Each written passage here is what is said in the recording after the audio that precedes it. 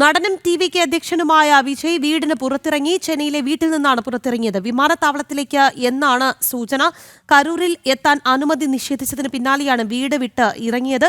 വിവരങ്ങളുമായി കരൂരിൽ നിന്ന് അരുൺ അലത്തൂർ നമുക്കൊപ്പം ചേരുന്നുണ്ട്. അരുൺ, കരൂരിൽ ദുരന്തമുണ്ടായതിന് പിന്നാലെ ഒരു രക്ഷകനായി അവതരിക്കും എന്ന് ആരാധകർ കരുതിയ വിജയ് അവിടെ നിന്ന് തടിതപ്പിയതാണ്. പിന്നാലെ ചെന്നൈയിലെ വീട്ടിലായിരുന്നു അദ്ദേഹം തുടർന്നിരുന്നത്. എന്തായാലും ഇന്ന് ഈ നിമിഷം അദ്ദേഹം വീട്ടിൽ നിന്ന് പുറത്തിറങ്ങിയിട്ടുണ്ട്. ഒപ്പം തന്നെ ടി.വി.കെയുടെ ഹർജി ഇന്ന് കോടതി പരിഗണനയിൽ എടുക്കുന്നില്ല എന്നുള്ള വിവരം കൂടി പുറത്ത് വരുന്നുണ്ട്. വിവരങ്ങൾ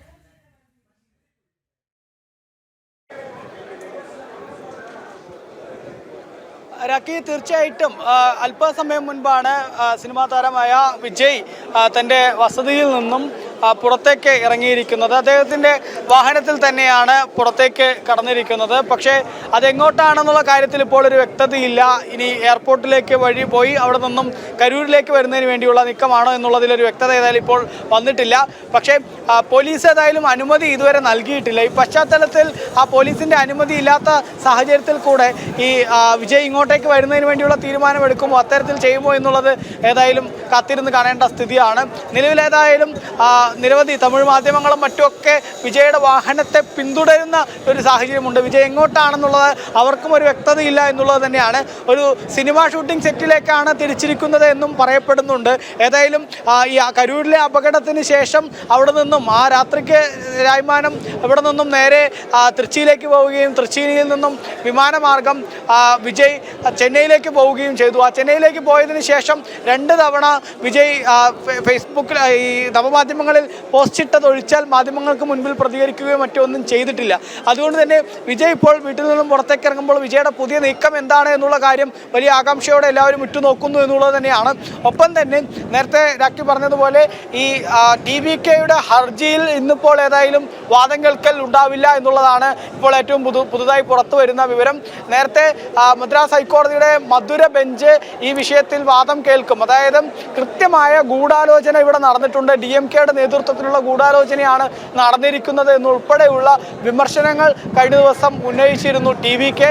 മാത്രമല്ല ഈ ഹർജിയിലും ടി.വി.കെ പറഞ്ഞത് തങ്ങളുടെ പരിപാടിയിലേക്ക് കല്ലേറുണ്ടായി, പോലീസിന്റെ ഭാഗത്തു നിന്ന് ലാത്തി ചാർജ് ഉണ്ടായി, ആ ലാത്തി ചാർജിലൂടെയാണ് വലിയ രീതിയിലുള്ള അവിടെ അപകടമുണ്ടായത്, ആളുകൾ തിക്കും തിരക്കും കൂട്ടുന്ന സ്ഥിതിയിലേക്ക് കാര്യങ്ങൾ എത്തിയത് എന്നുൾപ്പെടെയായിരുന്നു പറഞ്ഞിരുന്നത്. അതുകൊണ്ട് തന്നെ അത്തരം കാര്യങ്ങൾ ചൂണ്ടിക്കാട്ടിക്കൊണ്ട് ഇതൊരു സ്വതന്ത്ര ഏജൻസി അന്വേഷിക്കണം ഈ അപകടത്തെക്കുറിച്ചുള്ള കാര്യങ്ങൾ എന്ന് പറഞ്ഞുകൊണ്ടായിരുന്നു ടി.വി.കെ കോടതിയെ സമീപിച്ചത്.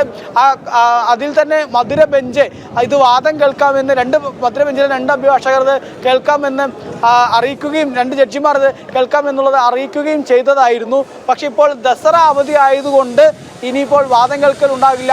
വെള്ളിയാഴ്ച അവധിക്കാല ബെഞ്ച് വാദം കേൾക്കും എന്നുള്ളതാണ് ഇപ്പോൾ ഏറ്റവും പുതുതായി വരുന്ന വിവരം.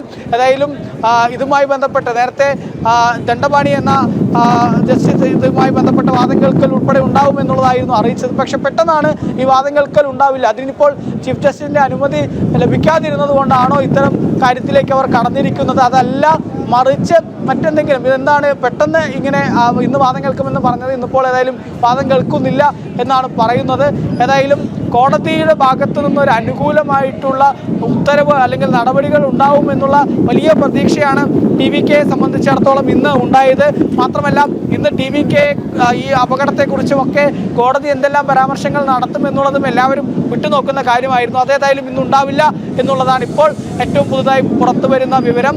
അവധിക്കാല ബെഞ്ച് വെള്ളിയാഴ്ചയായിരിക്കും ഇത് പരിഗണിക്കുക എന്നുള്ളതാണ്. ഏതായാലും ഇപ്പോൾ ഈ കരൂരിനെ സംബന്ധിച്ചിടത്തോളം കരൂരിൽ ഇന്നിപ്പോൾ ഈ ഒരു അപകടത്തിന് ശേഷം ഇന്നത്തെ ദിവസത്തെ ഏറ്റവും നിർണായകമായ കാര്യം എന്നുള്ളത് കോടതിയിലേക്ക് ഈ കേസ് വരുന്നു എന്നുള്ള ഘടകമായിരുന്നു.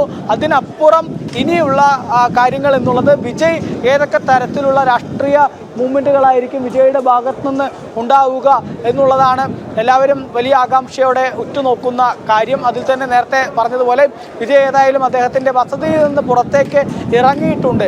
അദ്ദേഹം എന്ത് തരത്തിലുള്ള നടപടികൾ ഹൈക്കോടതി പരിഗണനയിൽ എടുക്കുന്നില്ല, പകരം അവധിക്കാല ബെഞ്ചിന് വിടുകയാണ്. വെള്ളിയാഴ്ച ഈ ഹർജി പരിഗണിക്കും എന്നുള്ളതാണ്. ഒപ്പം തന്നെ ടി.വി.കെയുടെ അധ്യക്ഷനും നടനുമായ വിജയ് ഇന്ന് വീടിന് പുറത്തേക്ക് ഇറങ്ങിയിട്ടുണ്ട്. ചെന്നൈയിലെ വീട്ടിൽ നിന്നാണ് പുറത്തിറങ്ങിയത്. വിമാനത്താവളത്തിലേക്ക് ഉള്ള യാത്രയിലാണ് എന്ന് എന്ന സൂചനകളാണുള്ളത്.